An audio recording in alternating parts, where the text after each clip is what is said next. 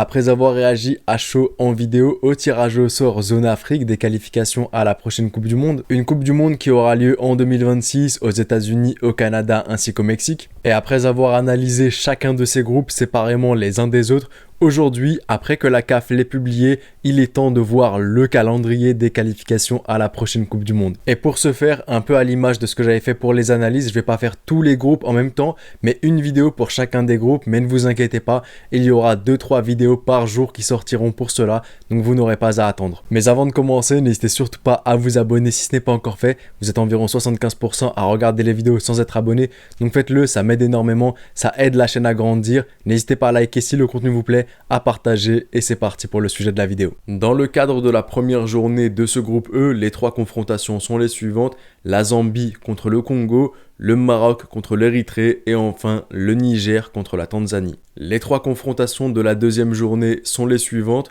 l'Érythrée contre le Congo, la Tanzanie contre le Maroc et enfin le Niger contre la Zambie. En ce qui concerne la troisième journée, c'est là où l'équipe du chapeau 1 affronte l'équipe du chapeau 2 et les 3 confrontations sont les suivantes: la Tanzanie contre l'Érythrée, le Congo contre le Niger et enfin le Maroc contre la Zambie. Les 3 confrontations de la quatrième journée sont les suivantes: la Zambie contre la Tanzanie, le Congo contre le Maroc et enfin l'Érythrée contre le Niger. Et enfin, pour en finir avec la première moitié des qualifications, la journée 5, on aura le droit à un Zambie contre l'Érythrée, la Tanzanie contre le Congo et enfin le Niger contre le Maroc. On entame la seconde moitié des qualifications. Lors de la journée 6, on aura le droit à un Congo contre la Zambie, le Maroc contre la Tanzanie et enfin le Niger contre l'Érythrée. Les 3 confrontations de la 7e journée seront les suivantes: le Congo contre la Tanzanie, l'Érythrée contre la Zambie et enfin le Maroc contre le Niger. On s'approche petit à petit de la fin des qualifications. La journée numéro 8 sera marquée par les 3 confrontations suivantes: